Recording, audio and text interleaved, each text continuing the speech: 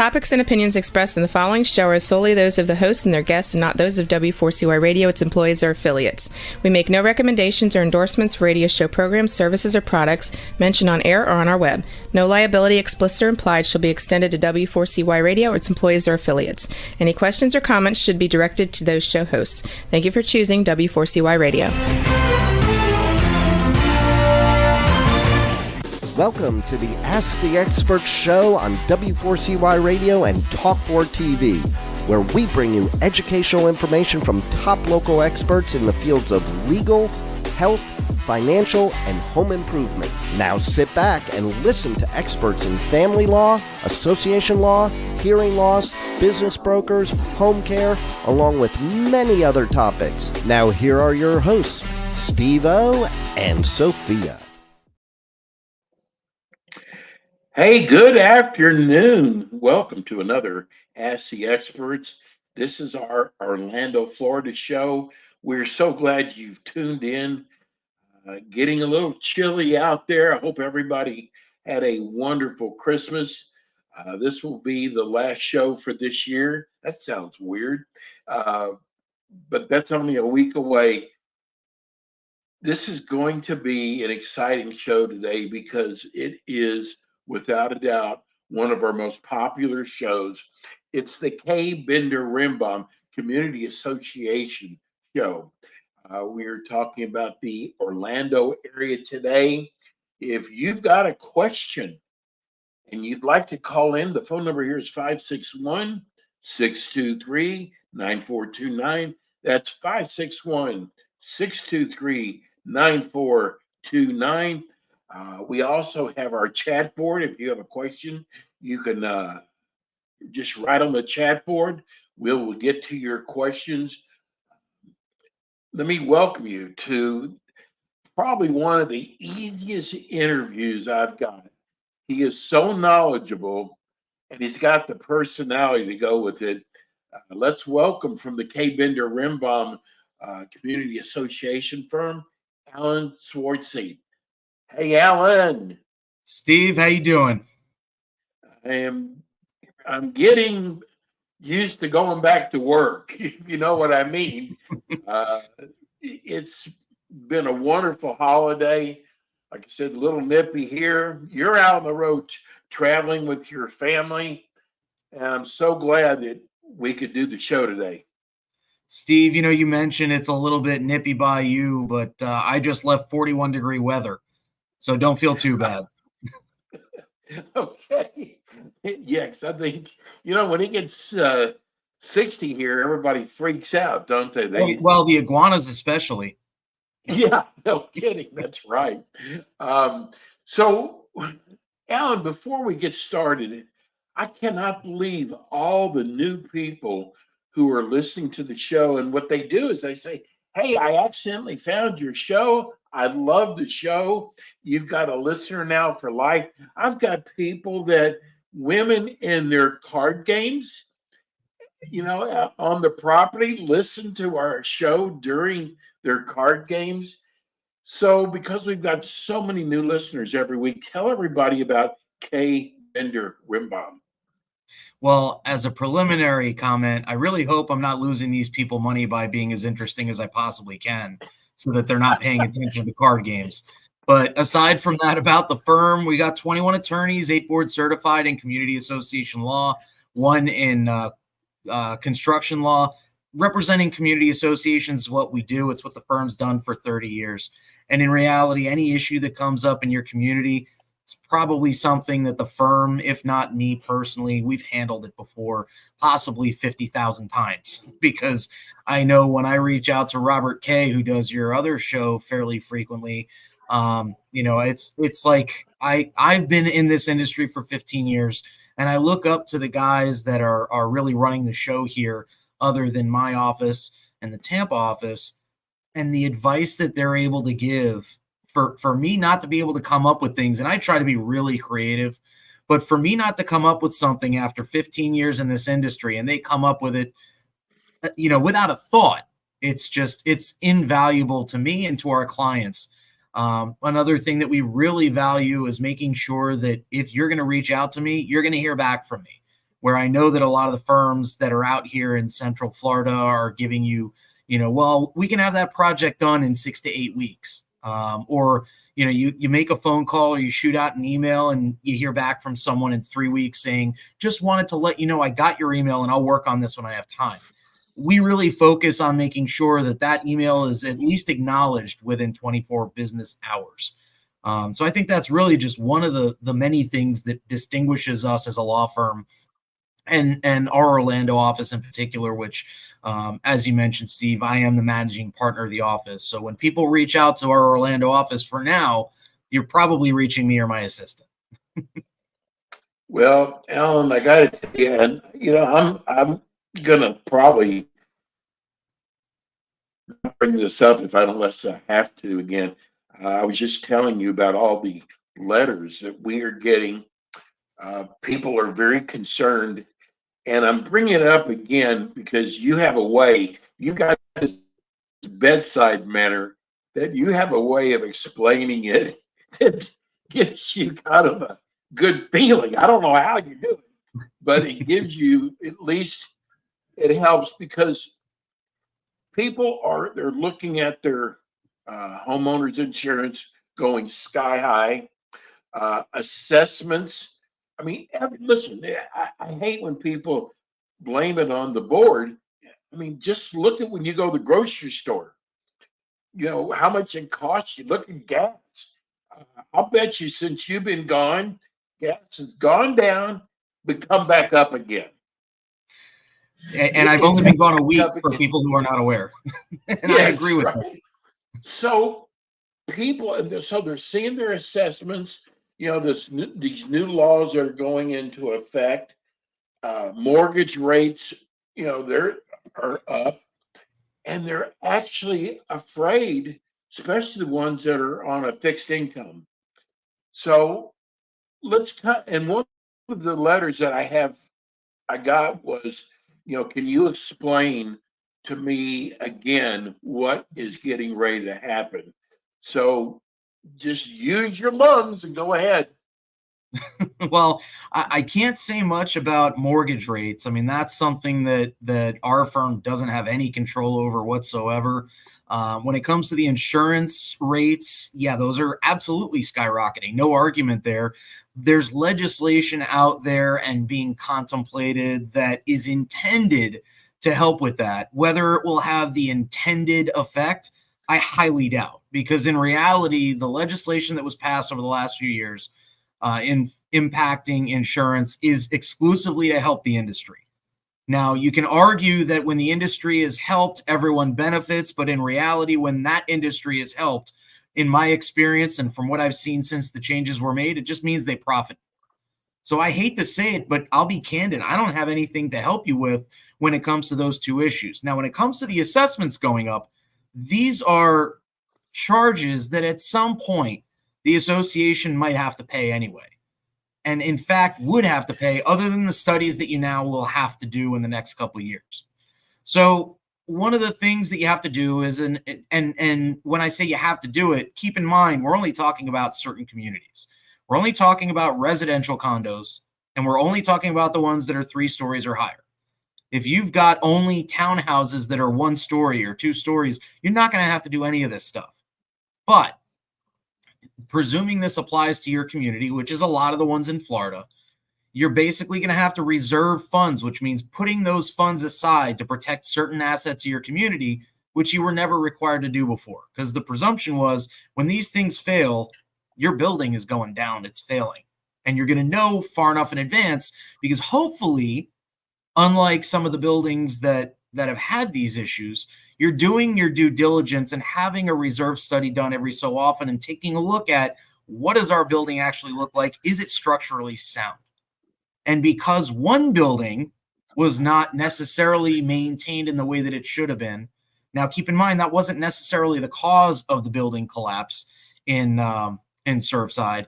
It was actually a construction defect from everything that's coming out now. I can't say for certain, but that's my understanding, is that it was actually a construction defect in the first place that caused the problem, not the lack of maintenance. The lack of maintenance might have exacerbated it. But what the legislature have done is says you got to save up all this money because at some point you're going to need to replace your windows. At some point you're going to need to replace all these components that impact the structure of your building. We want to make sure your building is safe to live in. That's really what these new assessments are. So for people that are concerned, I can't really say much for you. I'm just going to be candid about that. I can't change the fact that your assessments absolutely will go up if you live in one of these communities. What I will also say, though, is that if this was something that needed to be done, and that's the first determination that's going to be done, you're going to have someone come in that's qualified, either an engineer or an architect or someone under their care, so to speak, is going to come in and look at your building and say either it's structurally sound and you don't need to necessarily save these things, or here's a problem that I'm seeing and you need to save this money because you're going to need these repairs in X amount of time. Now, each one of these components you will need to save for. But what I'm saying is don't sit here thinking that you're saving this money for no reason so that the board can end up with more money available to them, because you're going to be extremely limited in how you can use these funds. It's going to require a huge vote next year. And the year after that, you won't be able to use these funds for anything other than these particular assets of the association. And again, these are all structural assets of the association. So we're not talking about, your reserve for parties.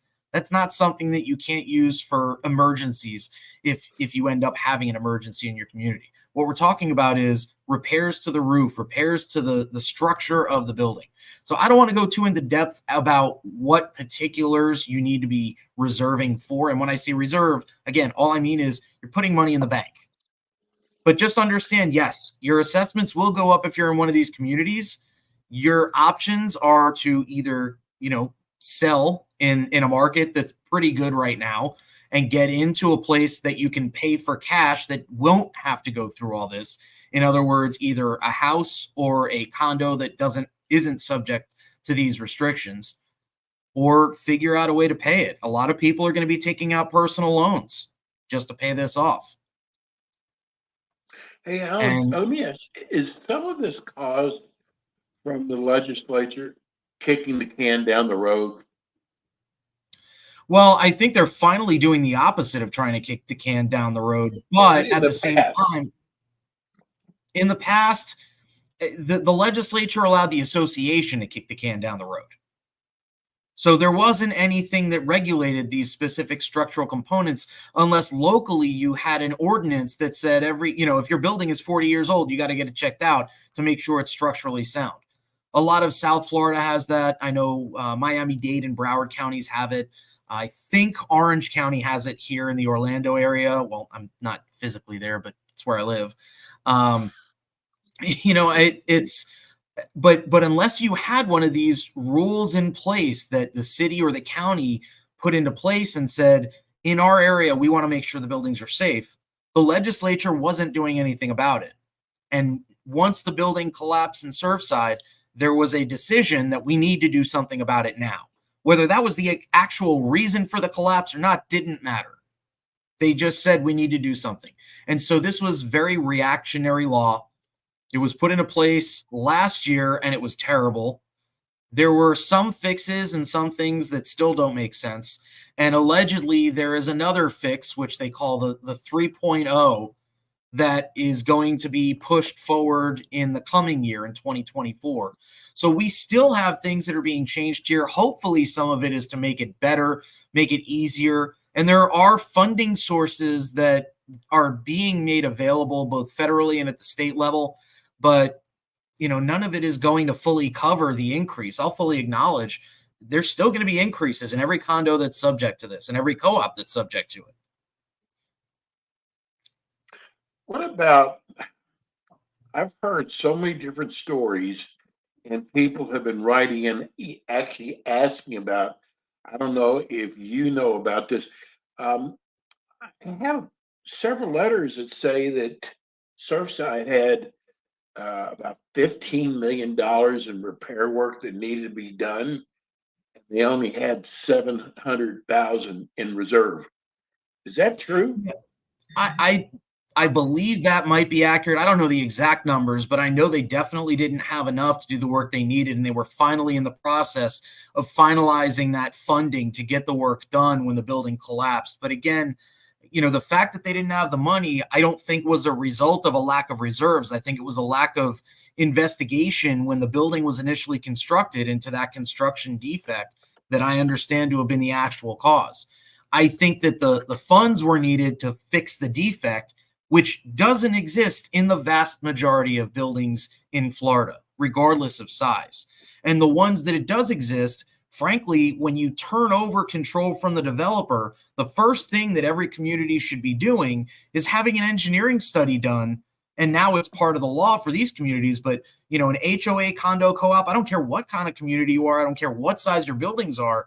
This is the type of thing you should be doing for all your common elements, all your common areas, to make sure that there's nothing you need to be forcing the developer to fix before they're excused from doing so, especially in light of some of the changes that were made to the legislation that's going to kick in. I believe it's July 1st of next year, where, your statute of repose, which is the timeline when you can file a claim for construction defect, is being reduced. It used to be 20 years. Lately, it's been 10 over the last few years. Now it's going to be only 7 years. And there are some communities that don't even turn over until after that time frame. So it's a matter of had several had several people who have the underground parking. They want to know, was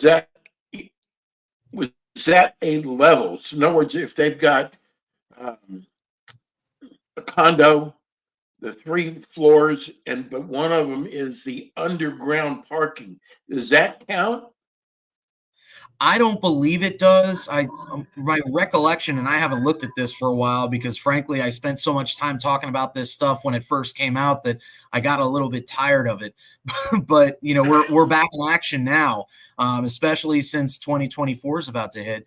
My recollection is that the Florida Building Code is what's going to determine whether or not it's a floor based on this 2023 legislation, and that a floor needs to be a habitable floor under the building code. I might be mistaken, but I'm 90% sure. I won't even say 95, but 90% sure that's an accurate statement, that if it's not habitable, it doesn't count as a story under this law. Alan, excuse me. One of the great things about K. Bender Rimbaum is your firm gives so much back in education. You have so many free courses that you offer, and I want to go over. Tell us about the courses that are coming up in January. Sure. So just to clarify, I just had one last Friday that was my first Q&A. You always talk about how you love you walk in and ask us anything. I did one last Friday and it went fantastic, and it's definitely something we'll be repeating, probably not in January, but I just wanted to throw it out there that if you've got, any kind of thoughts on how to make that concept work better. And I mean, Steve, you and any of our listeners today, I'm open to it. Feel free to email me at as@kbrlegal.com. But the ones we have coming up in January, on the 3rd, we do have at 6:30 p.m. a condo board member certification in Weston. January 12th, I'll be teaching a collections class at 11:30 via Zoom. We've got an elections for condos, HOA, and co-ops class that Kirsten Hens, our Tampa partner, is going to be teaching on the 16th from 2 to 3:30 via Zoom. We've got Mike Bender and Jeff Rembaum on Castle Group's Association Leadership class coming up on the 17th. That's also going to be Zoom, noon to 1. I've got a condo board certification coming up on the 17th as well from 2 to 4:30. So don't worry. You can do both if you really have nothing else going on that day. And we have an in-person legal update. That's going to be the next one on the 24th by Mike Bender at Capriccio's from 11:30 to 2. We've got jumping into the present, a governing documents one for Kirsten Henza from Tampa from 2 to 3:30 on the 25th.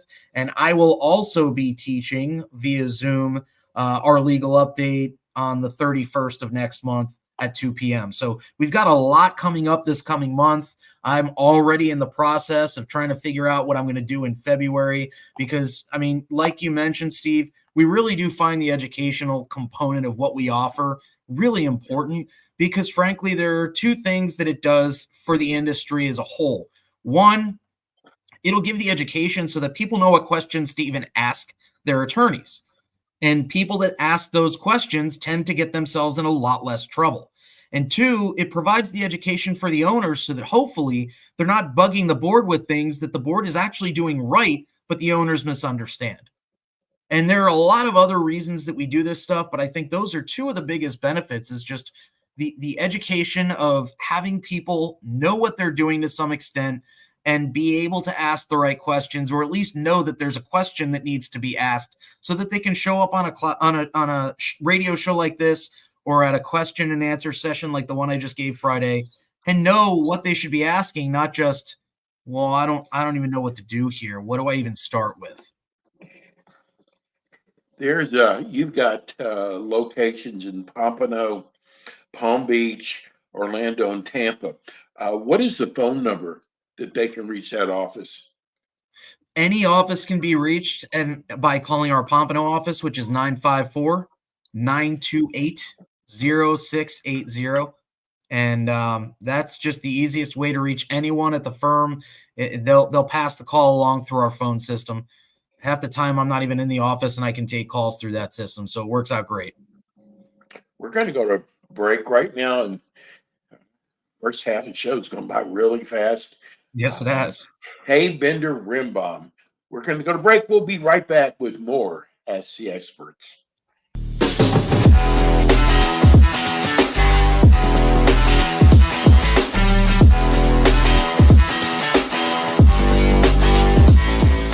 K. Bender Rembaum is a full-service community association law firm dedicated to the representation of community associations throughout Florida.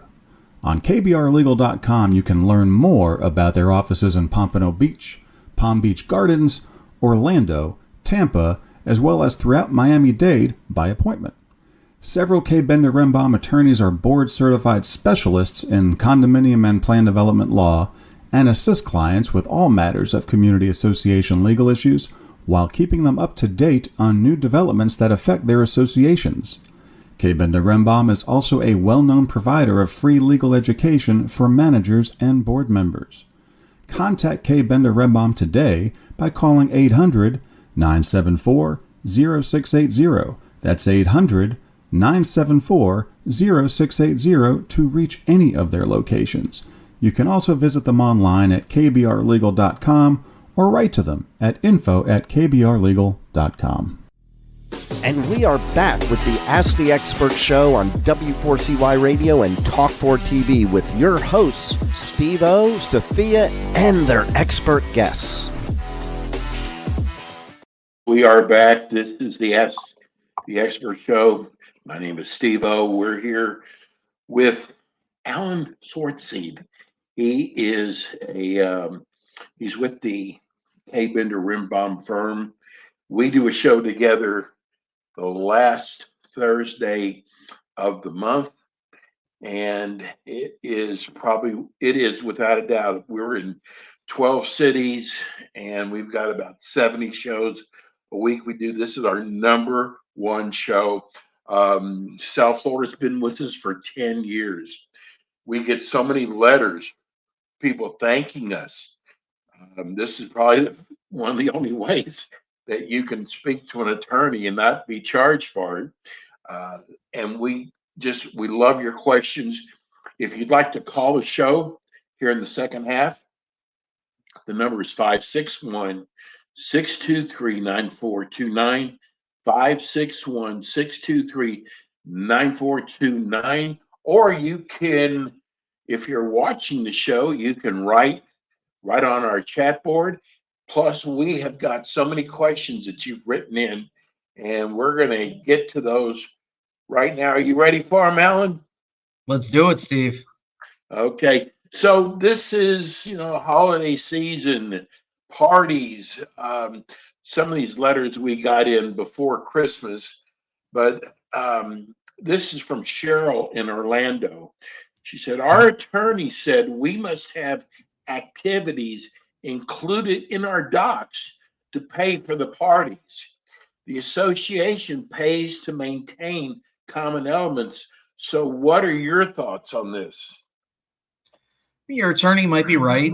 The way around that is to have the association not pay for the party and have an individual member rent out if you've got the ability to rent out your clubhouse or something of that nature, or if you're in a condo and you've got a room like the card room or something like that, you rent out the room and have the party there and have an individual member rent it out and still put on the exact same party, but it's not being put on in the name of the association.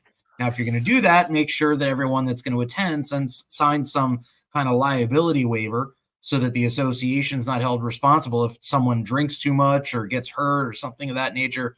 But the bottom line is, yes, I would agree that if your governing documents don't authorize the expenditure of funds for parties, that might not be authorized. The other thing you can look at is the provision that says that the declaration authorizes the expenditure of funds for the health and welfare of the members.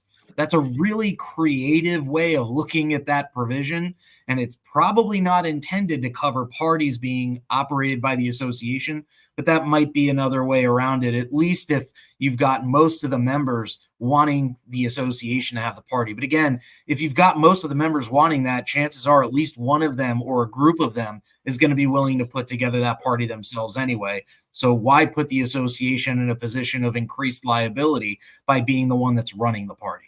I'm always in favor of anything that avoids risk. And my opinion is having the association run the party actually creates risk for the association. Let's leave that risk with someone else. So we got probably 5 or 6 letters, but I personally would like to understand this. Why is it that a lot of the condo associations do not allow the Israeli flag to fly with what's going on right now in Israel? Well, I mean, the only valid reason I would be able to think of is if there is a prohibition against flying flags in your community.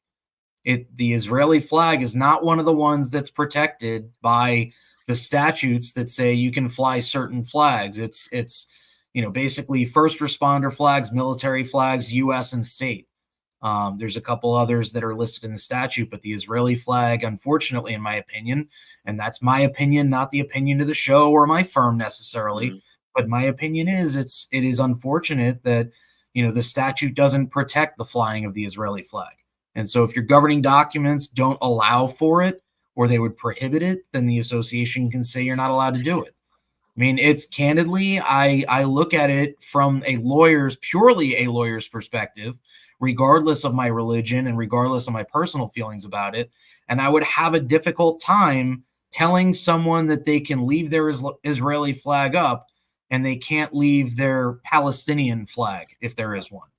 Understood. I mean, if it's Hamas, different story, because that is a specific organization with a specific focus. But if it's, Israel and some other country, who's to say that Ukraine and Russia aren't the same similar situation where, where do you draw the line is really the issue. So again, my personal feeling, I'll be completely candid about it. I think you should be able to fly the Israeli flag wherever you want, whenever you want. Same as the U.S. flag, but we're not in Israel. So that's not the way the law works. It makes sense. Let's go to our boards. We got Joe up here. All right. As you can see it in front of you, do owners running for the board of an annual meeting have to be paid up on their assessments and accrued interest? So that's a good question. And the answer is Joe. It depends, because I'm a lawyer and that's the answer that we give. But the bottom line in reality is it depends whether you're in a condo or an HOA. So if you're in an HOA, then generally the answer is yes. If you're in a condo, you have to actually be given notice before the board can generally say, no, you're not allowed to serve as a candidate because of your unpaid assessments. Now, keep in mind, even if this person ends up on the board that's not paid up, so to speak, if they end up 90 days delinquent at any time while they're serving on the board, they're also automatically off. So chances are you won't be able to serve if you're not current in your assessments. And in reality, think about what you're suggesting if you say that someone that is not current in their assessments should be allowed to serve. You're the person that's supposed to be enforcing this, and you're not complying yourself. That is the major complaint that I get whenever it comes to the board not doing what they're supposed to do, other than just not following the documents, is they're not doing it for their own lot or their own unit. Why should I be forced to do it myself? So I hope that answers the question. Yes. Alan and I, we always talk about 5-10 minutes before the show, and I asked him about sometimes you lose your train of thought. Let me just read the letter. This is from Jack in Sure. Altamani Springs. Why can't we pay installments out of pocket without the interest of a loan? What if we don't trust our board to have all that money at once? That's what I was going to say. I told you we got several letters, people concerned because the board is going to be handling a lot more money than they have in the past. So let me answer the question and then I'll add to it. The answer to why you can't have the members just pay off their portion is you can, but they need to pay it off in full in order to avoid the interest. If the association needs $1 million up front, then levying a special assessment that's payable over 5 years doesn't get them that $1 million up front. A loan does. And in order to get that loan, they're going to require payment of interest or payment of each unit or each lot's portion up front to avoid the interest. So the short answer is, if the board is doing this the right way, you can pay this without paying interest. You just got to pay your entire portion up front. But you can't have it both ways and say, well, I want to pay it over time, but I don't want to pay the interest, because the association has to pay the interest on the loan. They're not going to just take it on so that every other member of your community takes on that responsibility. Now, when it comes to the question about, well, we don't feel, or the comment really about, we don't feel comfortable with our board having that much money, presumably they're going to have it for a pretty short time if they need to take out a loan and can't just specially assess the members. Now, the alternative reason for that might just be that the governing documents require a member vote that they couldn't get. But if it's because they don't have the money and they need it up front, that money is going to be going directly towards this project right away anyway. Once the work is done, the contractors are getting paid.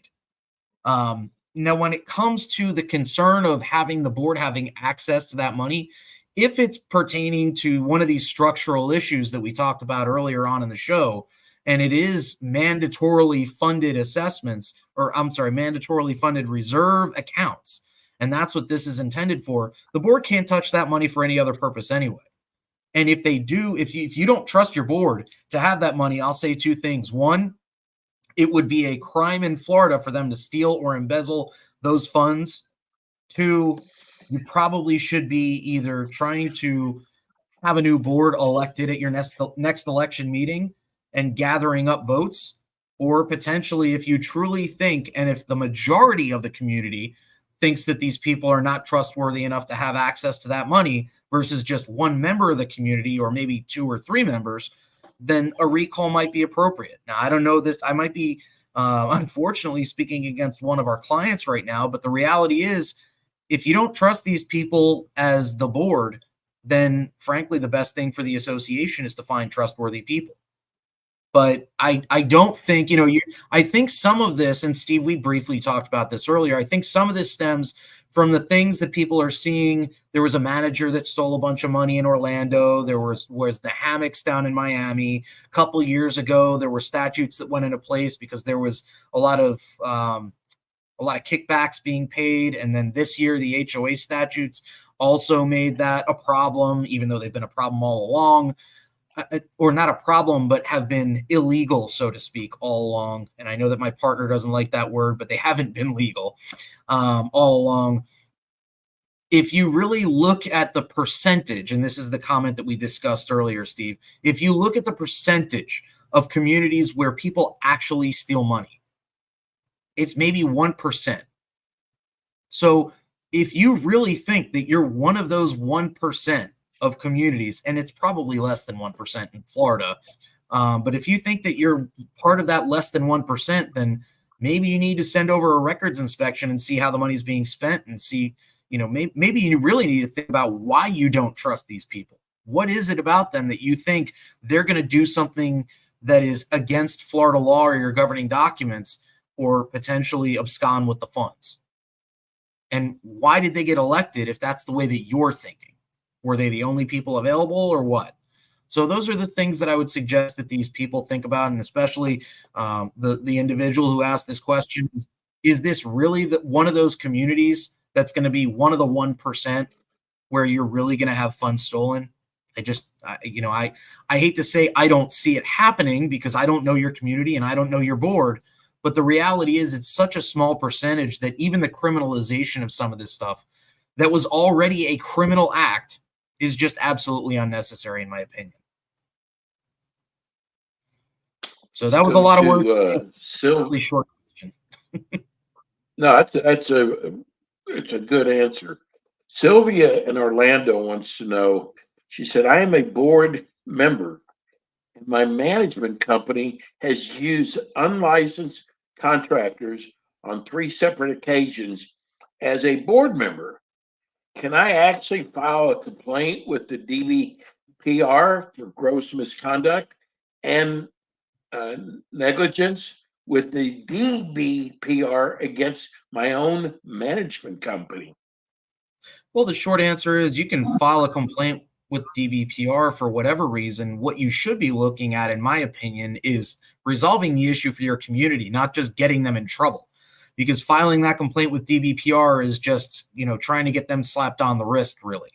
The likelihood that they'll get shut down or that the CAM will be removed as a licensed community association manager is unlikely when that is the only issue that's occurred. What I would suggest is twofold, actually threefold. One, look at your contract, or have your attorney look at your contract to see what the management company's obligations actually are.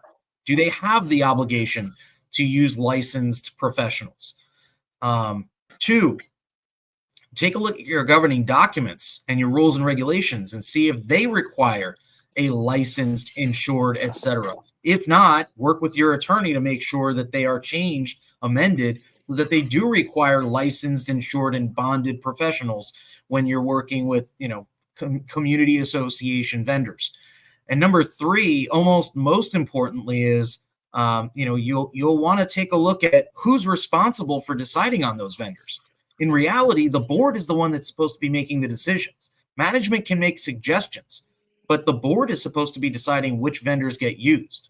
If they're suggesting vendors that are not licensed, insured, and bonded, hopefully you ask the question as to whether these vendors were licensed, insured, and bonded before you signed off and said, yes, it's okay to use them. If you don't have the authority to sign off and say, yes, it's okay to use them, then you might want to rework the management agreement, because that is kind of problematic, in my opinion, when the board is supposed to be deciding these issues, but doesn't even get involved in the selection of vendors. Alan, I see these letters all the time that residents want more of a say of what happens in the community. But then again, they have a hard time trying to find people to run for a board. You can't, it's kind of, to me, hard to have it both ways. It's extremely typical in Florida community associations, and I'd be surprised if it's not the same elsewhere, for people to love having something to complain about but be completely unwilling to fix it. So that is very, very often what we find, is that people are thrilled that they get to complain. I have a board right now who has several individuals. There are multiple people on the board, and several of them are complaining that they don't like the way that the board is doing what it's doing. But they haven't spoken up at board meetings about it. They haven't voted against it. They haven't written anything. They're just saying, well, I don't like the way that this board is doing things. Okay, well, give me the specifics. Tell me what you think they're doing wrong and bring it up when the vote is being taken, or show up at the board meeting. Yes. And just to be clear, this is not a community in Central Florida, so none of my Orlando area clients should be concerned that I'm talking about them. But this is a community that I work with, and you can't complain about it if you're not willing to do anything about it. If you're not willing to serve on the board, exactly. Don't sit there and complain about what the board's doing unless what the board's doing is actually in violation of Florida law or your governing documents. Let's go to our board. Let's go to Roger. He wants to know, can an HOA board member have a son be the association attorney? Is this conflict of interest? Well, it is a conflict of interest, but conflicts are not always bad. So what the board member would need to do is, just like any other conflict of interest, they need to disclose what the conflict is, that, this is the director's son.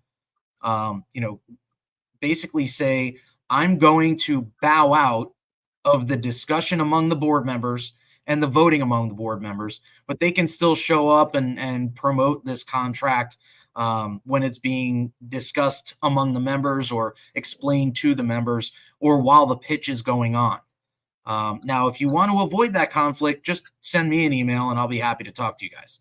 But the bottom line is, conflicts are not always bad. I mean, this attorney might be reducing his hourly rate in exchange for being able to work for his parents and help them out. He may be giving free legal advice that other attorneys other than our firm might not be willing to provide. The bottom line, you need to make sure you hire the most qualified person for legal work, and the one that's going to do the best job for you within the confines of what you're able and willing to do. If that guy, that attorney happens to be, well, I guess you didn't specify, that guy, gal, or otherwise, happens to be the best attorney for the job, there's nothing that says you can't hire them. But there's two things that need to happen. One, the board member who is the father needs to back out of any discussion and voting by the board.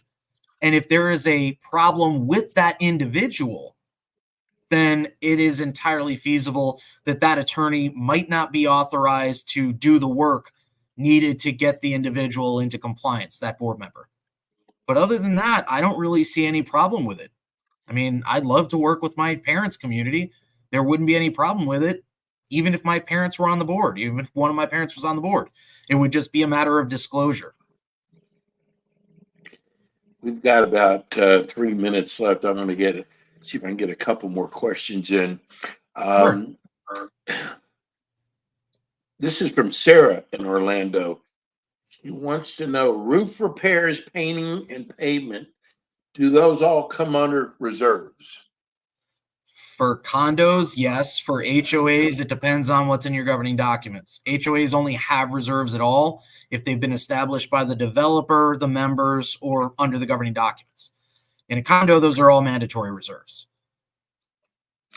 Alan, why does it seem like that condos have more statutes than HOAs? Mostly because they don't exist without the statutes. They're a creature of statute. So the fact that there is a separation between the real property ownership in multiple units is only because the legislature says that's allowed.